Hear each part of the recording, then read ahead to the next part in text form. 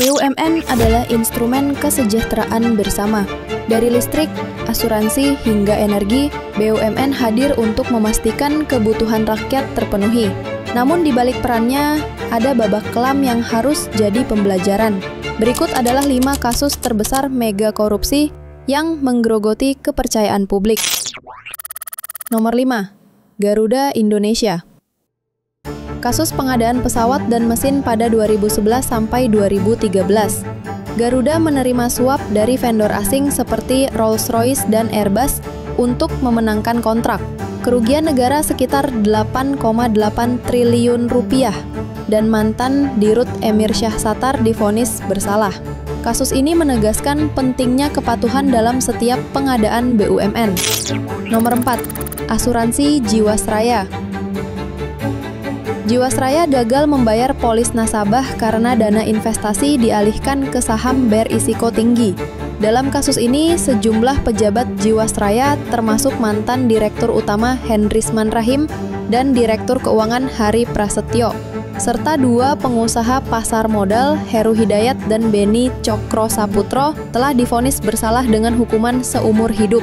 Berdasarkan laporan pemeriksaan, perbuatan mereka merugikan negara hingga 16,8 triliun.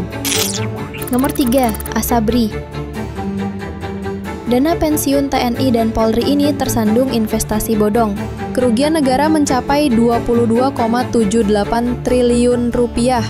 Dalam kasus ini, mantan Direktur Utama Adam Damiri, mantan Direktur Utama Sony Wijaja, dan sejumlah pihak swasta telah divonis bersalah di Pengadilan Tipikor.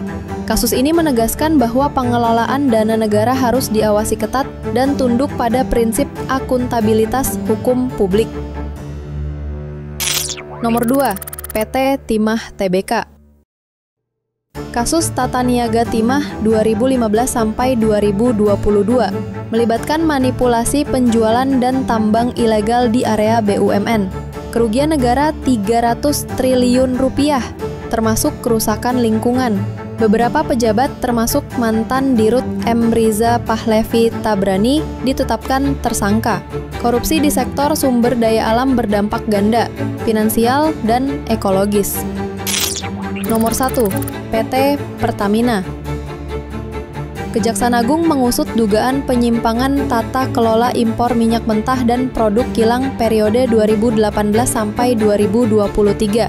Kerugian negara diperkirakan mencapai 969 triliun rupiah, menjadikannya skandal BUMN terbesar dalam sejarah Indonesia.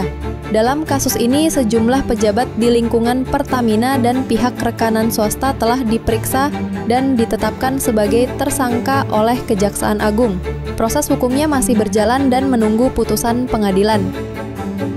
Dari kelima kasus ini, kita belajar satu hal, mengganti tagline dengan akhlak tidak menjadi jaminan. Sedihnya malah pada era akhlak ini, korupsi terbesar BUMN terjadi. Artinya, janji hanya buat pencitraan. BUMN adalah tombak perekonomian kita bersama. Setiap perusahaan BUMN adalah instrumen negara untuk memakmurkan bangsa. Bila mana yang dihasilkan adalah sebaliknya, maka harus dituntut untuk bertanggung jawab atas kerugian yang disebabkan. Apalagi skala kerugiannya saat ini sudah sama dengan malapetaka besar. Karena itu, marilah kita semua dengan serius memperhatikan BUMN.